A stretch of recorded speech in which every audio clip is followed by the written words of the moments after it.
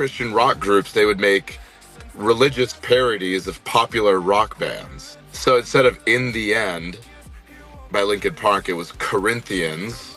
I kid you not. Hi guys, I'm Oscar and I play bass for the band Archers, and you are listening to the Chronicles of Podcast.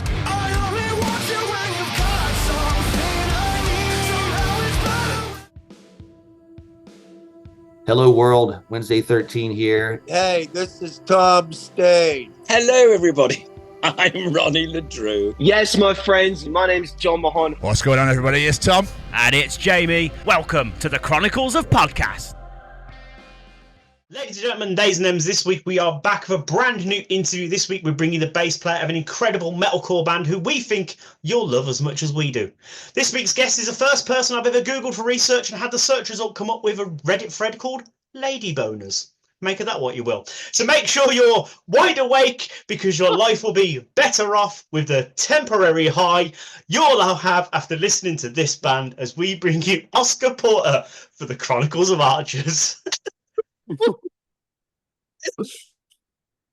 Do we want to talk about this, or do we want to leave it alone? I'm gonna leave Reddit alone. Okay, that's fine. That sounds good. Do I bring this up? Yeah, I'm bringing it up. I'm putting it in the intro. Oh, Jesus. Oscar, how's your personal Monday been so far? What have you been doing with yourself today? I'm sorry? How's your personal Monday been? What have you been doing with yourself today? Oh man, we've so my morning started with a lot of coffee. Good. And then I went straight to the studio and I've been working on music all day long. Wow. Is that ready for the tour, or is that I can never tell. That's fine. That's absolutely fine. Oh, exciting. I love it.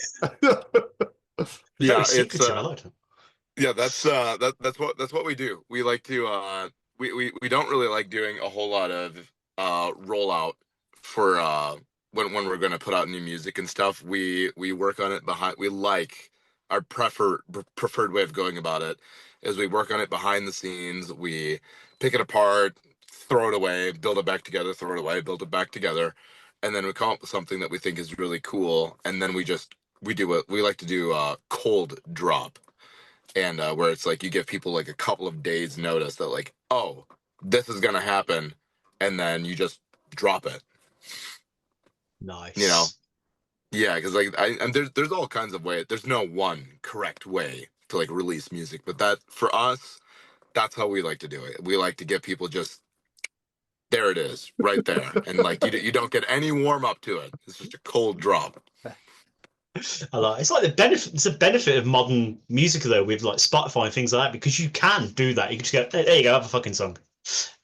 Yeah. It's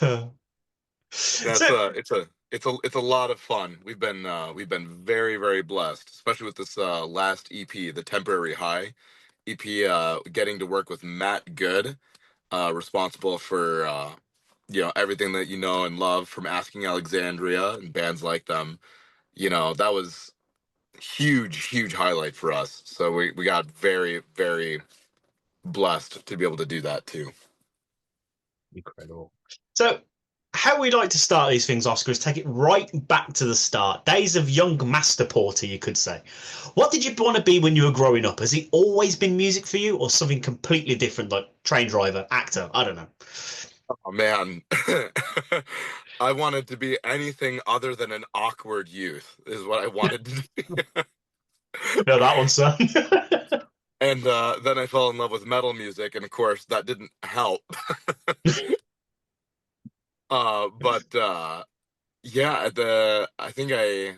My dad taught me how to play drums when I was 10 years old. And then I really fell in love with music.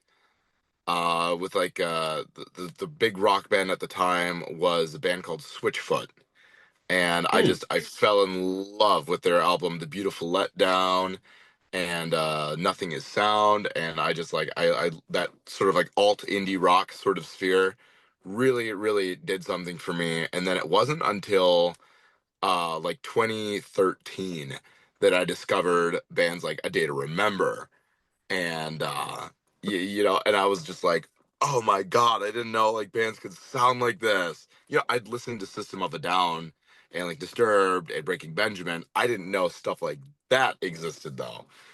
And, you know, that was like, that was the big awakening for me. So you said your dad taught you drums at 10. Like, what were your parents listening to there? What were you brought up on, influenced by? Oh my God. My dad was a hippie. Awesome. So, love that. Oh yeah. Oh yeah. So Pink Floyd was a big one. But he was an avid lover of blues. So like I got introduced right out of the gate to Chuck Berry and all the greats from like the blues era, and then all the way through like Leonard Skinner, Def Leppard, all of that stuff. Amazing. So obviously you said there you listened to a lot of the heavier stuff, Disturbed, Data Remember. How did you discover that side of the alternative music then?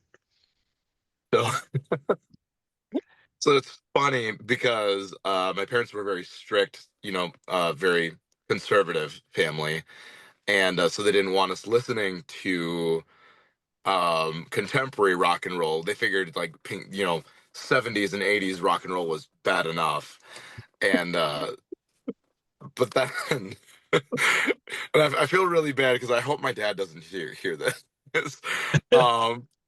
They bought us these Christian parody CDs. Okay. And these Christian rock groups, they would make religious parodies of popular rock bands. Yeah. Okay. So instead of In the End by Linkin Park, it was Corinthians. Oh, for God's sake. I kid you not. Instead of Lose Yourself by Eminem, it was Look Yourself. Okay. And I got very curious. It was very well produced. It was very well produced, especially considering the times. And I was just like, wow, this music is so cool. And then I accidentally heard the original. And I think it was Puddle of Mud. It was Blurry, and then the one that they had was Flurries. And then I heard Blurry, and I started singing the Christian version, and I realized these aren't the right lyrics. What is this? And like the sound was different, and the vocals were different, and the instrumentation was a little bit different. And I was really like started paying attention, and I was like, oh my God, I love this. What is this? And so then I found out that like, oh, all of these songs that I like are not by this Christian band. So your dad accidentally brought you into the world of rock and metal while trying to keep you away from the world of rock and metal. Yeah, that's unfortunate. Really want to hear these, I won't lie. Oh, man, I felt so bad. Because like looking back, I'm like, oh, you had no idea. You had no idea. Like that like was brain altering for me. And like I needed to hear the source material. And so that's what I did. I did my deep dive. That's also how I really got to love Eminem. Oops. Oh my God, I'm so sorry. That's how I really got to love Eminem and stuff like that. It was Oh God. yeah. Fucking brilliant. Dad, if you ever see this, I'm so sorry. Sorry, It's Mr. not, Porter. it's not your fault, man. It all worked out. Look at all the great things you're doing. It's fine. It's all part of the origin story. I'm so poor, but it's so cool. You're getting to come to the UK, man. Yeah, you're rich in life experiences. It's fine. Yeah, man. I really love it. My favorite is showing up to a venue that you've been promoting for months. Been promoting a venue for a couple months now, and then you're like, "Hi, we're Archers. We're here to play," and they go, "Who?" Oh. And I'm like, "Come on, man! Like, you know, we sold out your venue, dude. Like, I don't. What do you mean you don't know? Come on." Oh, that's disgusting. That's awful. I mean, it's all right. Like it's also like from what I've gathered, that also just doesn't really change. as time goes on. Fair. So where did that love of playing the bass come from then? Obviously you said you started learning drums at 10. Where did the bass come into it? Yeah. So originally I learned guitar because my brother expressed interest in that, and then he just never really followed through with it. So I learned guitar, and then by dint of learning guitar, I knew how to play bass. And then, my sister's actually my older sister. She's a bass player. And so my dad taught all of us. We all learned how to sing. We all learned how to play because of my dad. There's 4 of us, and and so I just would play her bass, or play guitar or play drums, as needed. Come from a very musical family, and then years later, the guitarist for Archers, he just like I'd been friends with him for a long time, and he was at the time I was working 2 jobs, and that's literally it. I had not shit going on. I was literally doing nothing but work, and he was like, "Hey, Nathaniel Pulley and I we're putting a rock band together. Do you want to join?" And I said, "Sure." It was very not romantic. There wasn't like a big so I'd seen their band play live, and it was terrible. And I was like, yeah, why not? I could do with some terrible rock music. Let's do it. This band needs more Oscar. Yeah. I'm just like, oh, I could for sure make this worse. So when did you join Archers? I joined at the very end of 2018, but I'd been in previous projects with the singer, and I had known the guitarist for, oh my God, a long time. So, I mean, we had all been very well acquainted with each other for quite some time, and then it just happened to work out that they were looking to start doing touring, and they wanted to get out of state, and the current lineup that they had didn't really want to do that, and so they were looking for musicians who wanted to tour, and I was like, why not? Let's do it.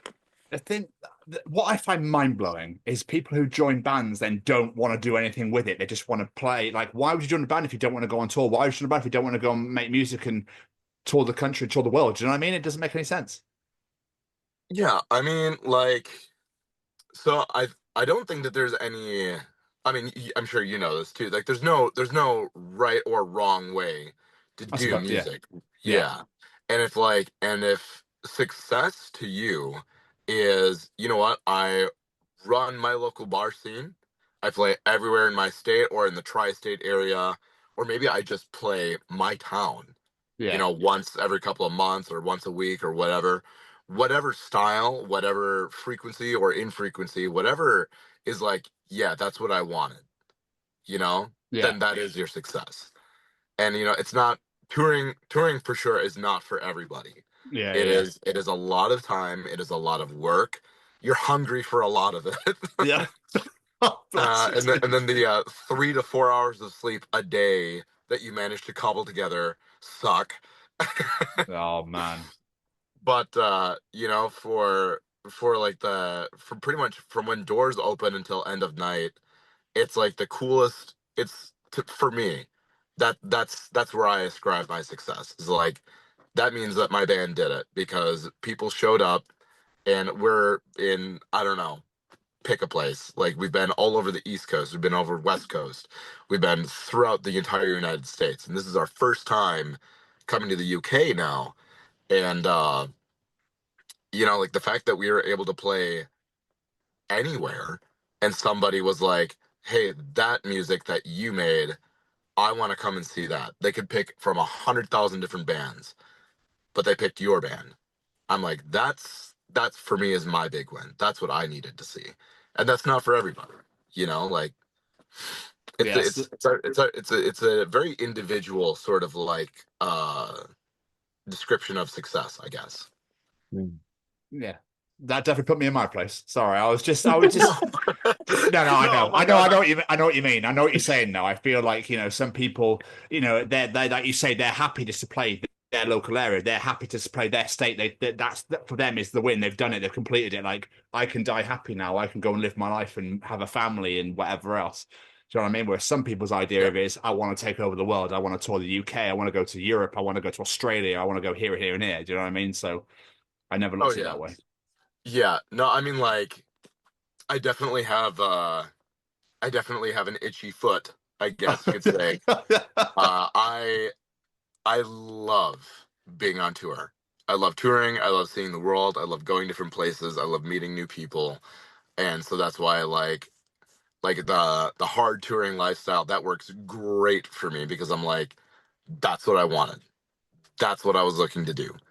And it's awesome. Archers is getting to do it, and we're having a lot of really cool milestones with this band. And yeah, it's been a very interesting experience, especially watching it grow over the last couple of years. Because well, I'll let you go around if you have questions. I'm sorry. That's all good. I don't remember, you mentioned there you joined Archers in 2018, but I know you release your own music as well. I'm probably going to butcher the pronunciation for this, but Aranki, is it? Arankai? How am I pronouncing that? I haven't really got a clue. But the laugh completely fucked it. Well, it's Aranki now. I'm going to taking that. Yeah, let's see. Balderdash, how do I do this and make this phone stay? Please, just obey me for once. Yeah.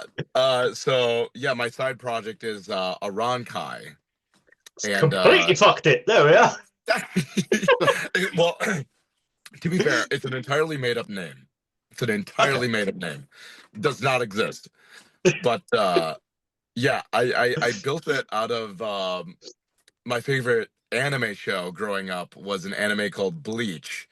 And the main protagonists, they were fighting these guys called the Arankar, and they were like the big bads. And so I was like, oh, that's cool. I'm going to do that. But you can't do that because that's plagiarism. So, no. So when did you start doing this then?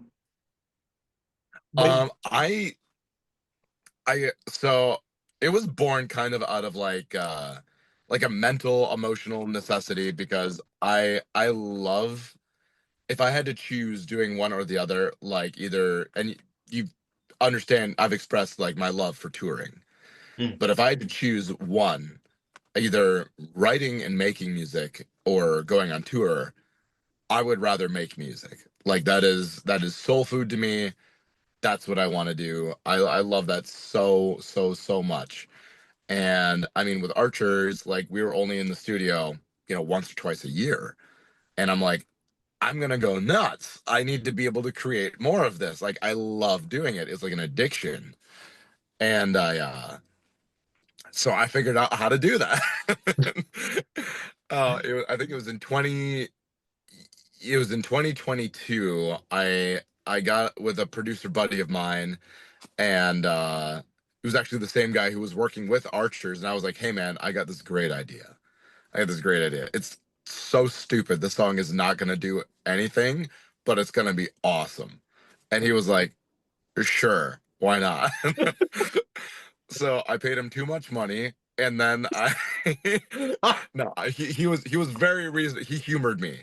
He greatly humored me. He had no reason to do that, but yeah, so I put out this song called Hangman, and I had a Villains edition, which was like an extended version with a really gnarly breakdown, and then I had the original, which was short and sweet.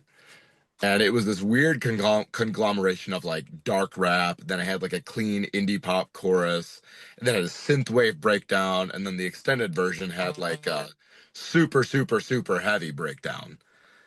And I put it out, and I was like, I made something, and people liked it.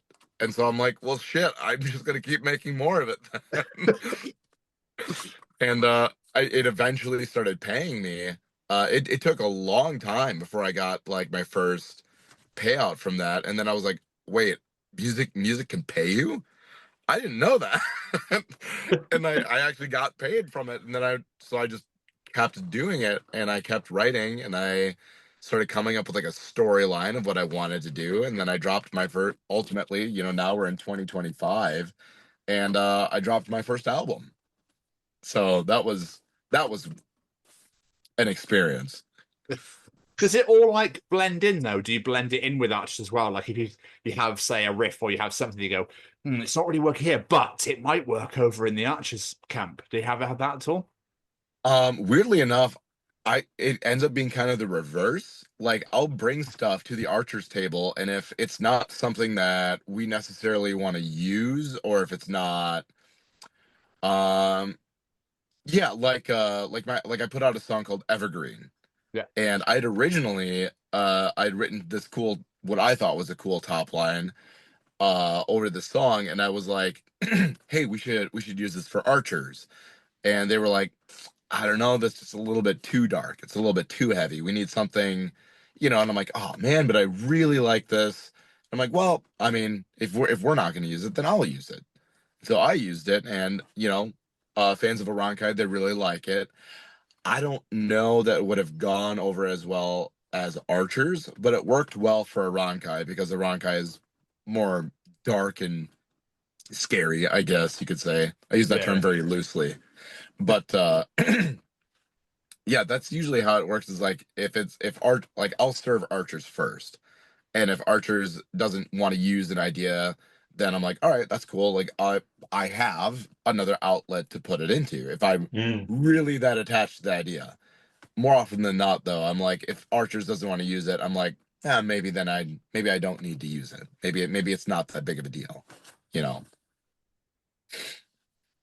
Makes complete sense.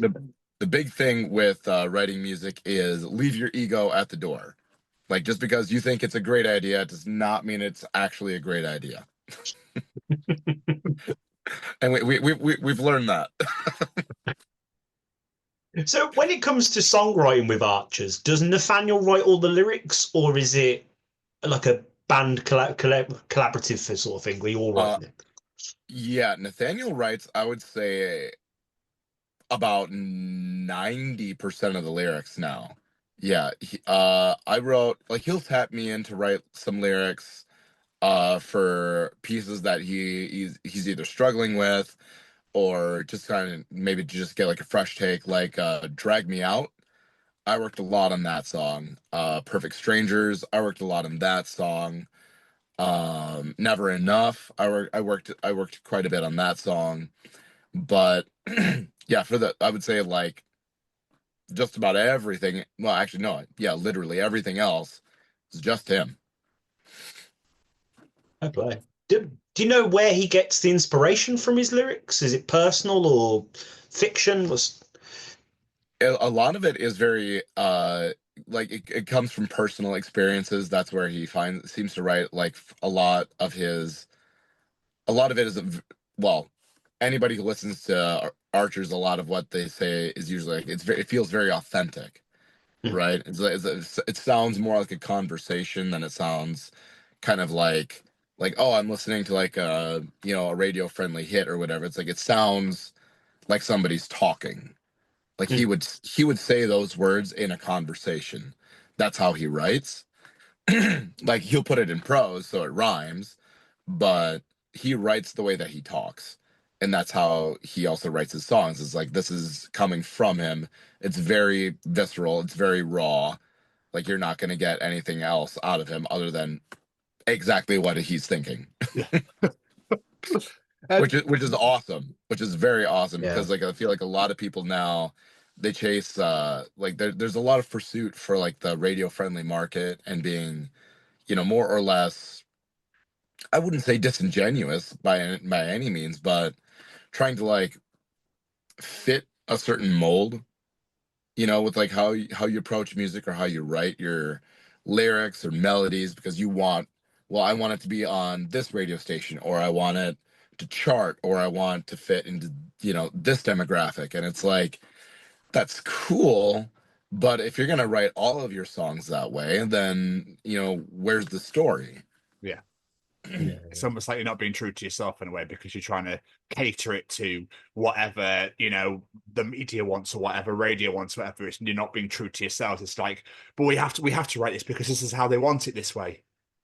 Yeah, well, it's like it depends on what matters most to you at that point, I guess, where it's like, you know, does it matter more that a radio station is going to pick up your song, or does it matter more that the fans who have taken the time to get to love and know your band, does it matter more that they are being fed in a way that matters the most to them, you know? And that's not to take a dig at anybody who wants to be writing radio, you know, big radio hits and stuff like that. I mean, like, who doesn't? I would love to be on the radio. That sounds awful. Well, Archers is on the radio now, but do you know how many years we weren't? Yeah. Most of them. Yeah. Most of them. You know? But, you know, and that's, I think a lot of people just kind of get distracted where there's not enough patience given to their project or themselves. And like, radio will happen when radio needs to happen. Focus on writing the very best songs that you can write, because you write the best songs ever, people are going to love them, whether it's on the radio, whether it's at a concert, whether it's on TikTok or whatever. Like, you just need to write songs that people believe in, because that's when a song stops being your song and it starts being the song. Love that. But I didn't realize that I discovered Archers in 2015 without even realizing I'd discovered them with the Weekend cover of The Hills. Absolutely unbelievable. And I went back to my Spotify and it's ticked, and I was like, oh, so it's in my playlist. I was like, oh shit, I had this like 10 years ago. This is insane. So yeah, that cover is unbelievable, by the way. Yeah, no, it's great. And the band broke up right after they put it out. No. I kid you not.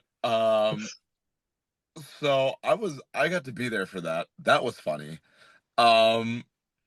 It started going viral. Yes. And everyone started freaking out about this song. They all got scared. Okay. Of what? And they ran away. What the hell? Well, I mean, so a lot of the guys are fairly introverted people, and like it is a conscious effort to be like, all right, I'm gonna put myself in front of people and perform, and you know, be like, I have to adopt extrovert tendencies. Yeah. And so yeah, watching that unfold was very interesting, because they were like, yeah, holy shit, this is blowing up. And then they were like, oh shit, it's really blowing up. Yeah, so there was other, I mean, it was also 2015. We were all quite a bit younger and quite a bit more stupid. And so there was also a significant amount of just being young and very stupid that happened all at the same time. It's a banger though. I hope it's a great cover. It's a great cover. I love that cover. You ask Nathaniel his opinion on it. See what happens. But, okay. I think at this point though, it's mostly emotional trauma. Like Vietnam flashbacks. He's just like, don't talk to me about it. Wind him up and be like, we're going over to the UK for the first time. I think we should put it in the set. See what he says. Watch him actually fight somebody. He would stop the set, turn around, and start beating all of us. And I honestly, I couldn't blame him too much. We don't want that though. We don't want that to happen. No, he's such an adaptive personality though. Like, I think given time, and if you explained like, hey, people would really want to hear this, he'd be like, all right, fine, I guess. Certainly not for his sake, but he's the type of guy who would do a lot of things for people because, you know, somebody else really, it matters so much to someone else. Yeah. Good man. So, going from the past to current day, you are almost about to release your latest EP, Temporary High, June 30th. How excited are you for you to get this out there? I know quite a few of the songs are already out there, but what people haven't heard, how excited are you to get that out there? I am very excited because Nathaniel wrote a song on this record that I think is probably one of his best songs. And I have personal favorites that Nathaniel's written, and he just, I don't know, it doesn't happen all the time. It certainly does not happen like this for the vast majority of writers, but once in a while he'll come up with a song and it's just out of the gate, don't need to touch it. In fact, the less you touch it, the better. You know, it's like he did that with Before You Go was one of the big ones for me. I was like, I heard him, he just put that song out there and it was perfect. It was perfect from the jump. Made for Love is another one that I'm just like, that was another perfect Nathaniel Pulley song. Nothing changed on it. It was beautiful from the jump. And then this song is also, it gives me the same kind of feeling, but it gives me the same kind of feeling that I had listening to like early 2000s rock for the first time. That's what it reminds me of. And it takes me back to Simple Plan.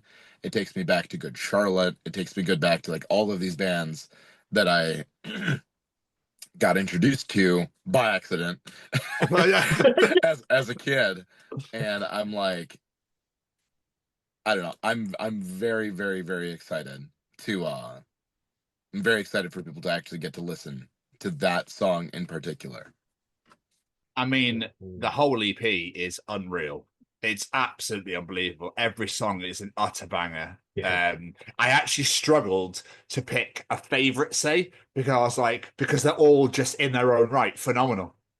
Dude, thank you so much. Thank you. That was I mean, it was our first time working with we had worked with the same producer for years. Yeah. Actually, I think pretty much since 2015. It had been the same producers. And those producers were not available anymore because they had their own stuff going on. And we're just like, what do we do? And we locked in that deal with Shadowborn Group, SPG, with Shandan. And he said, you guys could work with Matt Good. I know him. He's a great guy. And we're like, Matt Good, that's awesome. Let's do that. And, but that came with its own discomforts, and not the least of which being that it was Arizona in 120-degree weather. Oh. Yeah. Wow. Yeah, Arizona, I like the people. That state can kiss my ass.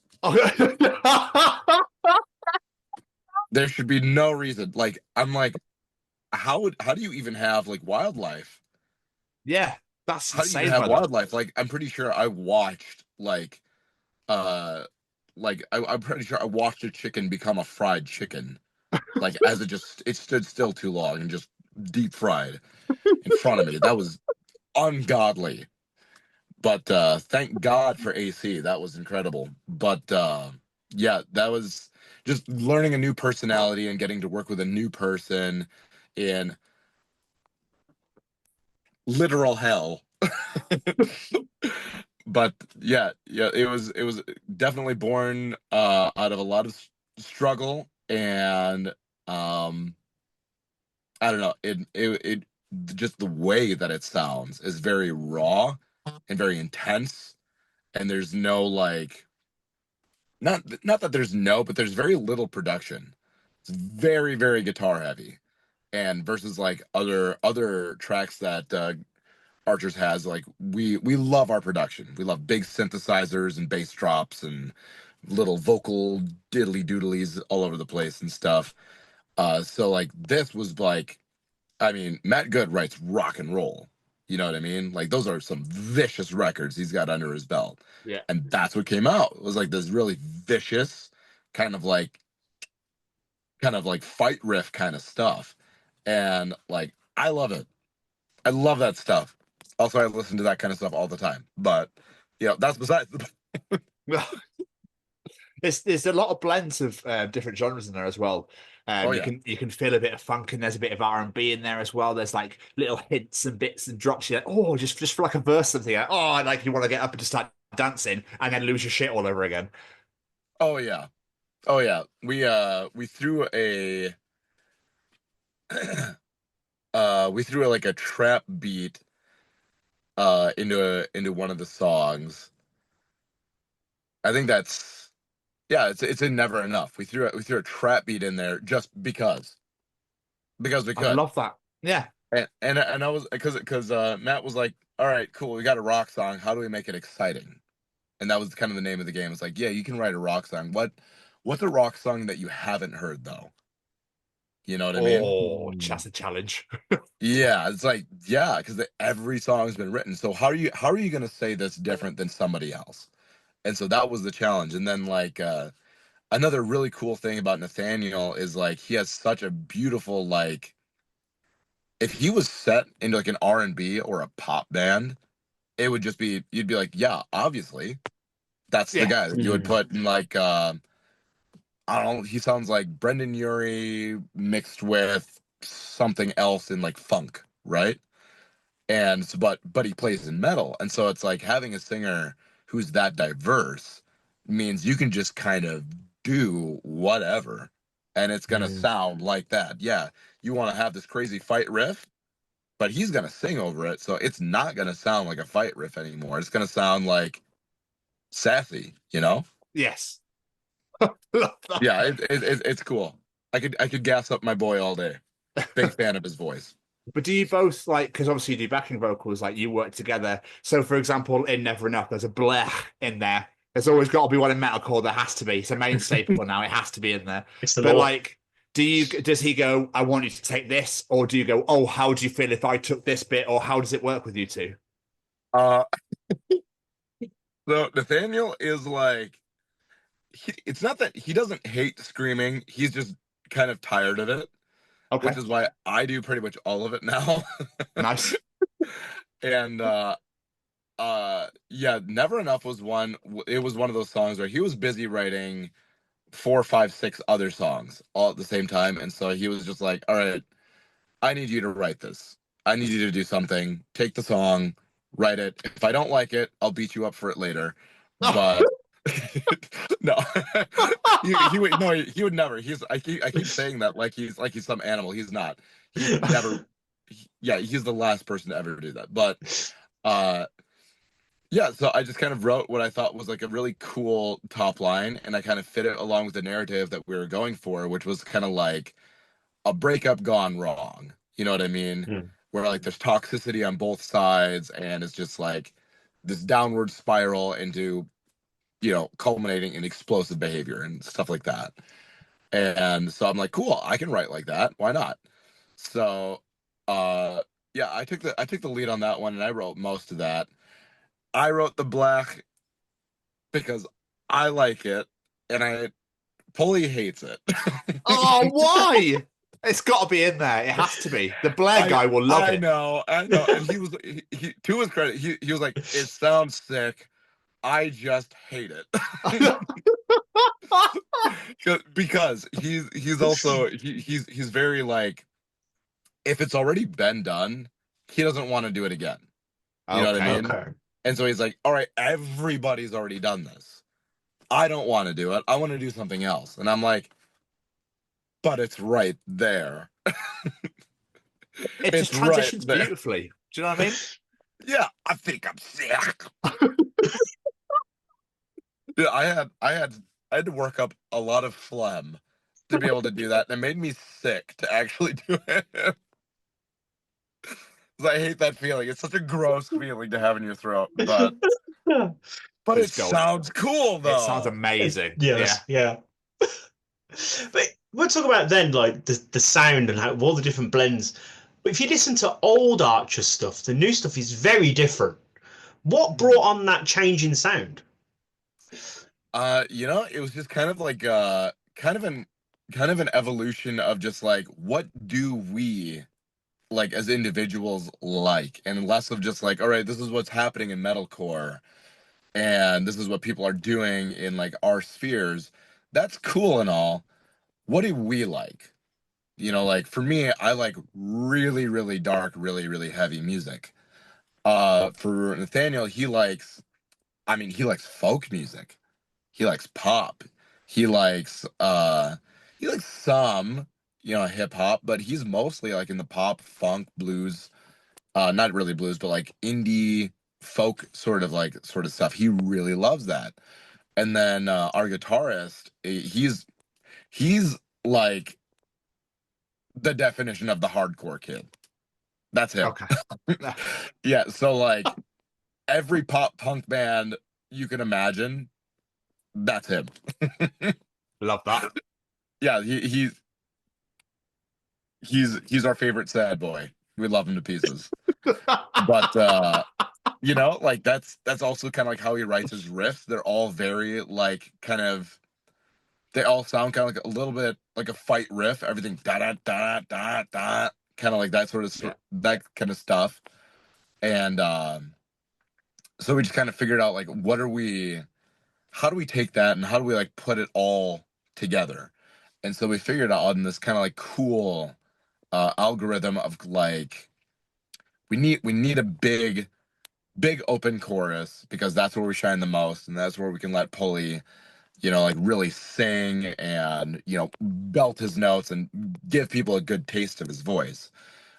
We need dynamic verses, so something really dark and heavy, or something a little bit more emotional and sad.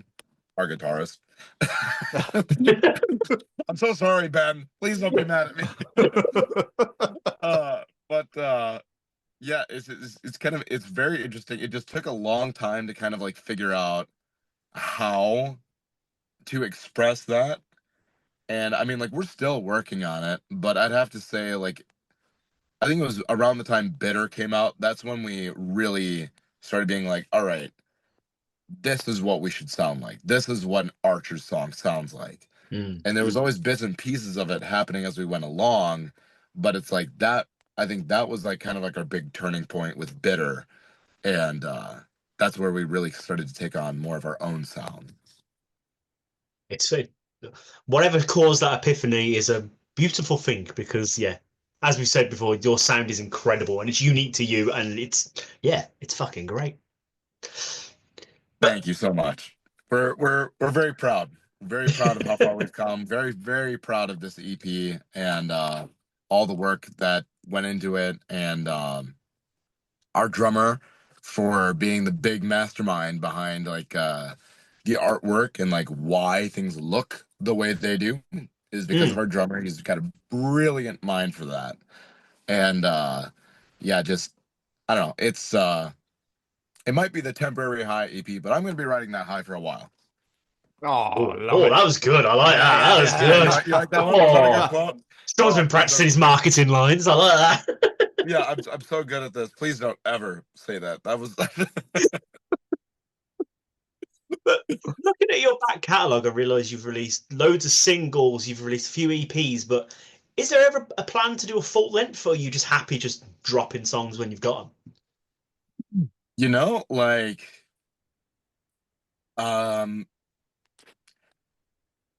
so there's a couple of different things that we could do. Like, they're part of like signing this short record deal that we did with SBG was to give ourselves a chance to save some of our own money, because that was also kind of a wall that we had consistently run into. It was like the paywall, right?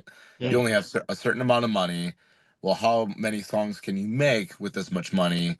Plus, you need a music video. Plus, you need artwork. Plus, you need merch. Plus, you're going on tour. And there's like all these expenses that you have all the time. So like we signed this record deal to kind of like, so we could make music, number one, but number two, kind of give us a break and be like, now we can save some money. Now we've got enough money on ourselves. What do we want to do with it? Do we want to go in and write a full length? Do we want to keep doing EPs? And we're not really sure what we want to do with it yet. We're always working on new music. That's, just part of like what you do, and you eat, sleep, and breathe this thing. That's what you do all the time. All the time. But I don't see it in my dreams at all. The beauty with writing an EP, at least as the way that I look at it, is like you can tell a short story quickly, and then you can move on to a new story. So it's like every year, if you wanted to put out an EP, you could, and there would be no overlap, because it's like, oh, well, it's like 5 to 6 or 7 songs, and you can tell a story. People get that chance to digest it, but it's small enough where they can be like, wow, I really loved that, but I can also move on and I'm ready for the next thing. So like there's all kinds of ways that you could slice it. The next thing that we want to do, though, I think we would like to work towards something a little bit longer form. I don't know, though, because we're very busy. But obviously, Temporary High comes out June 13th, just as you embark over here to Europe and the UK on a massive tour, playing festival shows. You're playing the Download Festival on the Sunday, the 15th, here in the UK. Like, how excited are you to come over here for the first time ever? Oh my God. We're all collectively losing our shit. Okay. We're all we're like, wait, what? Of you sure? Like, I think there's definitely a healthy portion of us that's still part of us that still kind of is like, oh, you're just that little band that has a U-Haul trailer and a van, and you're touring, the Midwest. I think there's still a little bit of that, small band syndrome thing going on, and like we're not there anymore. Now, like, we seriously have to look at things like we need a bigger vehicle. We need to bring more crew with us because we have more jobs to do. That's just where life is. It's not an ego thing. It's just what happened. And like getting to the point where it's like, hey, you're being invited overseas and it's not charity. Somebody wants you there. Dude, it's going to be amazing to have you over here. Like, you're playing London on June the 18th, and I'm going to get my ass there. I'll tell you that right now. You're playing the Black Heart in London, so I will 115,000% be there for that. Very, very excited. But, like, and then, God. We just sold it out. No, damn it! Don't worry. You will be there. I will make sure that you can be there. Oh, no, Oscar, no. I didn't have to do that. That's not what I'm getting at. But I'll just be outside like, I'm enjoying it. Just look at the window. Nonsense. Ben Bruce is our manager, so he will make sure that you guys get in. Oh, way too kind. Thank you so much. I was going to say as well, obviously you're embarking on a massive US tour in July with our very good friends and the lads in A Virtue, which is going to be sick as fuck. Very excited for that as well. Like, obviously you've been to the US quite a few times. Like, are you excited to get back on the road again and show off this EP to everyone? Oh yes. No, I'm very excited to we get to play. I think this is the longest set that we've ever played. Okay. So we get to play literally everything that we want to play is going to happen on this headline tour. And it's with all of our friends. Like, we've known the Virtue guys for such a long time. Rivals is going to be on it. We've known Rivals we've known them for forever, but like we've never gotten to play a show with them, and everyone's wanted that, and it just never worked out until finally now we get to play with them. And then we've got Dead Eyes, and Dead Eyes is crushing. So this is probably going to be, this might be my favorite tour ever coming up. It's gonna be which is gonna be the Catch Your Breath tour that we did at the start of the year. Yeah, that took my place as like favorite tour ever, just because of the bands that we were on tour with. It was just so much fun all the time. Like, backstage was a nightmare because we were just constantly just being dipshits.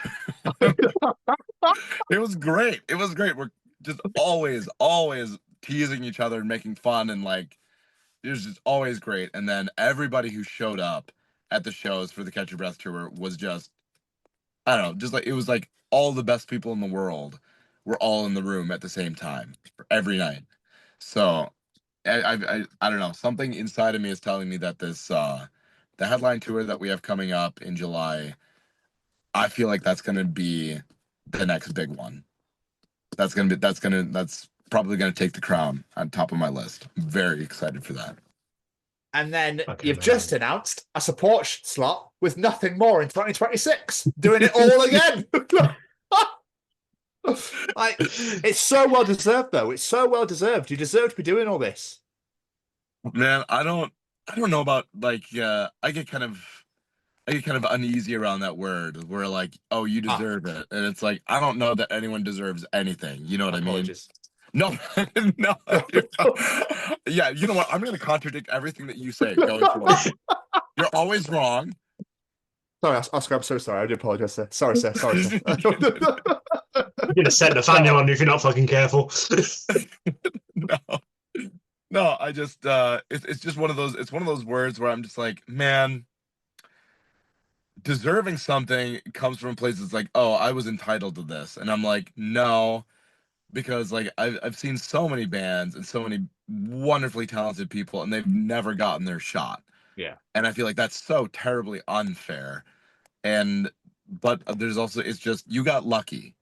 You got lucky. Let's call it what it is. You got lucky, and someone somewhere decided that your little band was the one that they wanted to stand behind. Out of all the bands that they could have picked from, they chose yours. So you got lucky. And people decided to believe in you, and it is on you to respect that, and you will comport yourself in a manner befitting that kind of an honor. So, like, it is truly an honor, and we're all very, very grateful to be at this point. Phenomenal. Absolutely phenomenal. I love your mindset. I love your positivity, your excitement for doing this. It's really infectious. Like, it's fucking great. Oh man, I've only got 3 brain cells in my head. Yeah, I'm excited. And they're all fighting for last place. It's easy to be excited when you're this dumb. Stop it, you. Never too hard of yourself. They had to take away 2 strings off of my guitar because I was too dumb for it. It's all right. I know where I'm at. Before we get out of here, a question we like to ask all bands and musicians: if people are listening to this and they're going, I like this guy, I'm going to go check out his stuff, if they're not already familiar with you, what's 2 or 3 songs from the back catalogue that you think people should check out that can really give a feel for what Archers are about? Oh man, just 3. I think if you wanted a great introduction to Archers, I would start with Bitter, because it's got a little bit of everything. If you wanted something a little bit more groovy, I would say This Sober. And then if you wanted something to fight God to, I would say Better Off. Oh, that chorus. Superb. Sorry. In fact, while we've got you here, why not promote everything? What's 2 or 3? Fuck, I'm going to fuck it again, aren't I? Aronkai? Aronkai, yeah. Yes! What's 2 or 3 of those songs you'd recommend people to get a feel for what you do? Oh, man. Shit. Dead Throne, Contortionist, and Second Sight. Love it.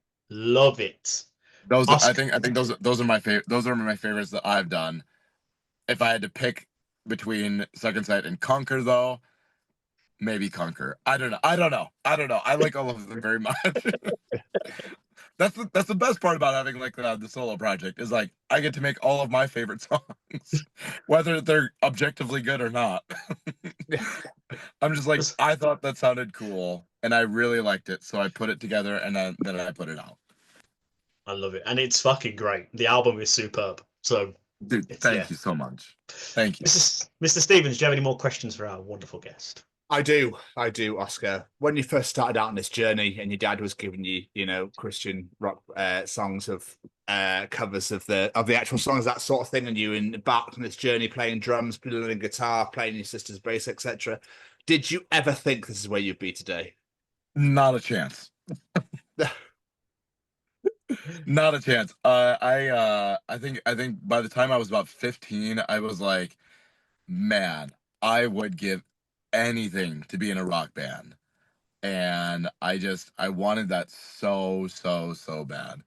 And by the time I turned 21, I'd been in and out of bands and stuff, and it just nothing was really working. So I just kind of I didn't put music. I could never put music on the back burner. I love music. So I just kind of, I'm like, maybe that's not for me. Maybe I can just play my guitar and maybe I'll just fiddle around with stuff at home, and maybe I'll find some buddies to play with once in a while. And I kind of just let that dream go, and I was okay with letting it go. I mourned it, but then I was like, it's okay, because I have a life to live, and there's people to meet, places to go, things to do, and being hung up on something that you're not, getting right now is basically just wasting your time. You're burning your life by grieving a thing that hasn't happened yet.